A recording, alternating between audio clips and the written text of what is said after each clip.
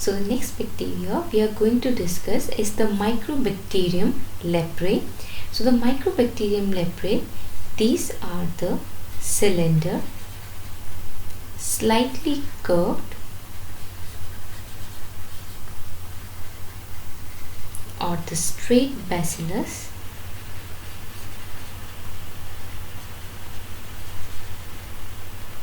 with the size of 1 to 8 micrometer into 0.2 to 0.5 micrometer, right?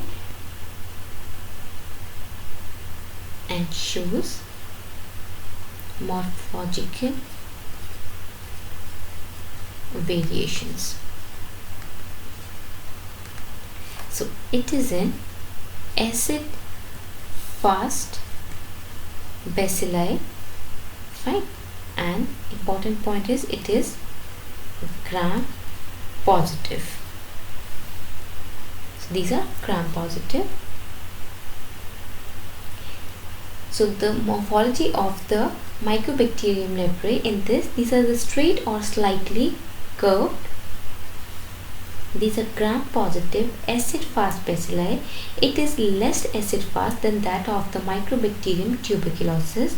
So 5% of the H2SO4 is used to decolorization instead of 20% of H2SO4. Why?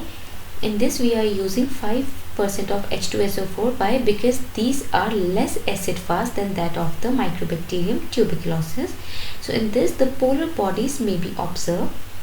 The bacilli, these are seen singly or in the groups, intracellularly or extracellularly. So these 3 points are important. So when the bacilli, these are bound together by a lipid-like structure, it is known as glia, while masses of the bacilli, these are known as globi, while the parallel row of the bacilli in the globi, these are like the cigar bundle appearance. These are like cigar bundle appearance. Right? So the globi, these are seen in the virtuous lepra cell or the formicell, important. So which are large undifferentiated histiocytes. So there are two important points which you have to remember, that the lepra bacilli, it has an affinity for the Schwann cells and for the RE cell. The M. leprae, it grows better in the cooler tissues like the skin, the peripheral nerves, the anterior chamber of eye, upper respiratory tract and testes, sparing warmer areas of the skin like the axilla, groin, scalp and the midline of the back. So the M. leprae, it grows better in the cooler tissues than that of the warmer areas. Important. Now coming on to the leprosy. So the leprosy, it is a chronic mycobacterial disease which are mainly present in Asia and Africa, and it is caused by Mycobacterium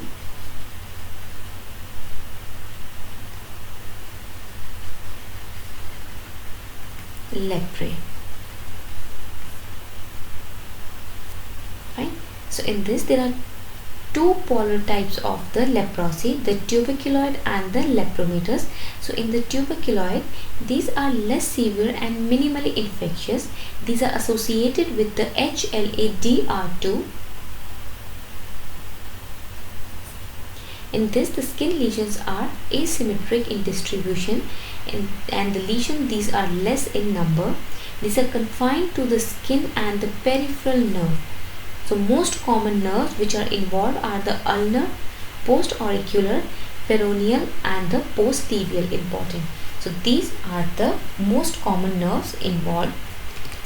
So one or a few hypopigmented, hypoaesthetic macule or papule. The nerve involvement, it is due to the external compression of the by the granuloma. So the acid-fast bacilli, these are generally absent or few in number. The CMI is present, while the normal humoral response, in this the lesions have the granulomatous inflammation with the predominancy of CD4 plus cells and interferon gamma and interleukin 2. Fine. In this, the Leprae test is positive, and the antibodies to the Mycobacterium leprae, these are phenolic glycolipid 1 PGL1, and these are less common, 60%. So this is all about the tuberculoid.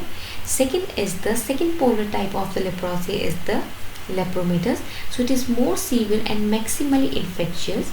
It is associated with the HLA-MT1, HLA-DQ,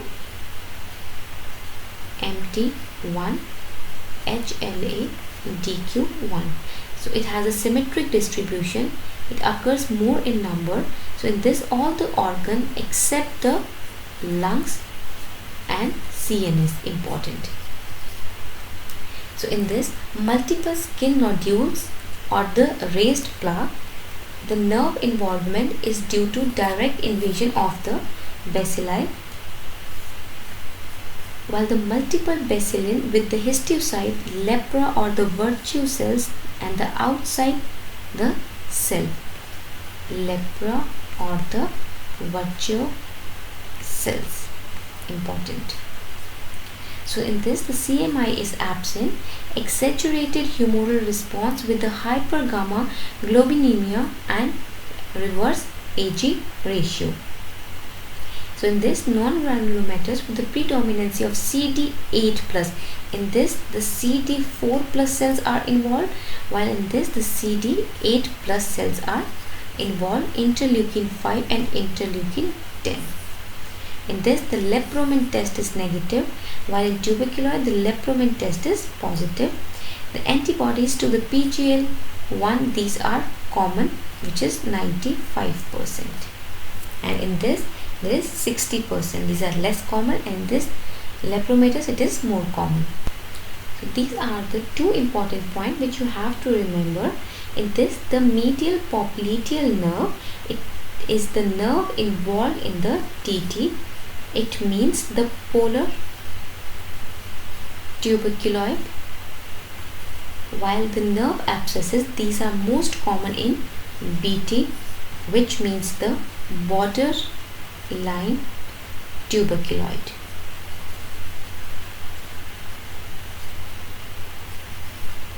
Fine. So the droplet infection and the contact transmission, skin to skin, these are the two major modes of transmission for leprosy important. Now let's discuss the various mode of transmission of the leprosy. So in this, there are three modes of transmission. It is transmitted through droplet infection. In very large number of the bacilli, these are discharged into the nasal secretion. Second is the contact transmission. So it is either direct or indirect. Direct is from skin to skin, and the indirect contact is with the contact with the soil, contact with the foments such as the contaminated clothes and the linen, and other routes are through the breast milk from the lepromatous patient, by the insect vector, and by tattooing needles. Fine. So after this, let's discuss the important point about the tubercular leprosy. So the tubercular leprosy, the neural involvement, it occurs early and it may be pronounced, which leads to the deformity particularly in the hand and in the feet. Right? So the spectrum and the clinical feature of the leprosy. So in this, the incubation period is of 3 to 5 years or more for the lepromatous leprosy, while for the tuberculoid leprosy, the incubation period, it is shorter. So coming on to the laboratory diagnosis of the leprosy. So the clinical diagnosis, it is confirmed by the histological examination of the skin biopsy, important, and by detection of the acid-fast bacilli in the nasal discharge, scraping from the nasal mucosa, and the slit skin smears, important.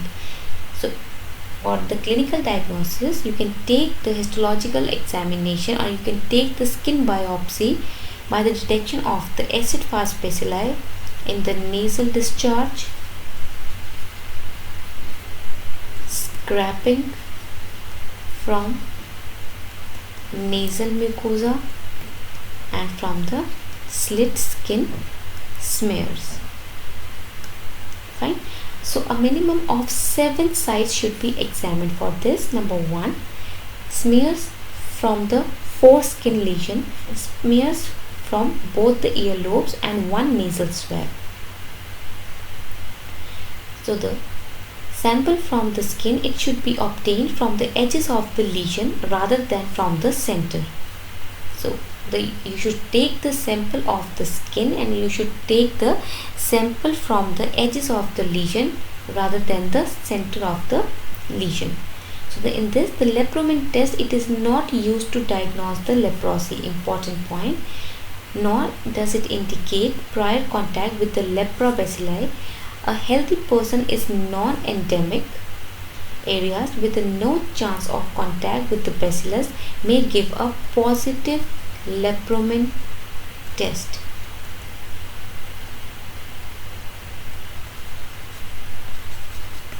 Fine. Now what is Leprae test? So the test, it is performed by injecting intradermally 0.1 ml of Leprae into the inner aspect of the forearm. 0.1 ml of Leprae. So in this, the reaction, it is read at 48 hours and 21 days, important. The reaction is read at 48 hours and 21 days. So the Leprae test is the early reaction, and it has the 2 reactions, the early reaction and the late reaction. Early reaction, Fernandez; late reaction, Mistuda. So in early reaction, it is read at 48 hours, start at 24 to 48 hours and usually remains for 3 to 5 days. It consists of erythema and induration. Diameter of the red area is more than 10 mm is positive, important. It is an analogous to the tuberculin test, and it is a delayed hypersensitivity reaction to soluble constituents of the lepra bacilli. So it indicates whether or not a person has been previously sensitized by the exposure or the infection by the lepra bacilli. And in the late reaction, it is read at 21 days, start at 7 to 10 days and reaches its maximum in 3 to 4 weeks, where it consists of a nodule. If the diameter of a nodule is more than 5 mm, it is considered as positive. It indicates the cell-mediated immunity to the bacillary component of the antigen. It thus distinguishes between the person who can mount a CMI response against the lepra bacilli antigen and those who cannot. Right? So after this, let's discuss the uses of the Leprae test. So to classify the lesion, the tuberculoid is positive, Leprae test negative, borderline variable, important. To assess the prognosis, positive good prognosis, negative bad prognosis. To assess the response to the treatment, in this the conversion of the Leprae positive during the treatment is the evidence of the improvement. To assess the resistance of the individual to leprosy and to verify the identity of the Candida lepra bacilli. These are the important points. Coming on to the some of the points to be remembered is the lepromin test. It is not used to diagnose the leprosy. It is very important. BCG vaccination can convert the lepra reaction from negative to positive. In the first 6 months of the life, most children are lepromin negative. Some may be positive by the end of the first year. Important. These 3 points are important for your MCQ point of view. Now coming on to the lepra reaction. Though the leprosy it is a chronic disease, sometimes sudden appearance of the signs and the symptoms occur. These are due to the lepra reaction. The signs and symptoms, these sudden appearance of the signs and symptoms, these are due to the lepra reaction. So this, the skin and the nerve, they become inflamed and the nerves may become extremely painful and tender due to the acute neuritis. So there are 2 types of lepra reaction, type 1 and type 2. So type 1, which is known as the downgrade and the reversal reaction, it occurs during the first 6 months. It occurs in the patient with the borderline leprosy, BT, BB and BL. It is important, there are classical signs of the inflammation within the previously involved macules, papules and the plaques. So in this, there is no systemic features. It is of 2 types, the downgrade and the reversal. The downgrade is before the initiation of the anti-leprotic treatment becomes histologically more lepromatous. Treatment is glucocorticoids, while in the reversal it is occur after the initiation of the anti-leprotic treatment. It becomes histologically more tuberculoid. Fine. Next is the type 2 erythema nodosum leproticum. It is rare in the first 6 months. It occurs in the patient with the lepromatous end of the leprosy, BL and LL. Important. It is an arthrous reaction. Important. Follows the institution of the chemotherapy. These 3 points are important. So the most common feature are the crobs of the painful erythematous papules. It may also develop symptoms of neuritis, lymphadenitis, uveitis, orchitis and the glomerulonephritis. And the treatment is the antipyretic, glucocorticoid and thalidomide. Next is the Lucius phenomenon. It is seen in the lepromatous leprosy. Those who are untreated, patients develop recurrent crobs of the large, sharp, marginated, ulcerative lesions, particularly on the lower extremities. It is due to the heavy parasitism of the endothelial cells and the endothelial proliferation and thrombus formation, which leads to the ischemic necrosis. Important. Fine. Remember the Lucius phenomena. So after this, let's discuss the clinical feature of the lepra reaction. So in this, there are 2 types of reaction.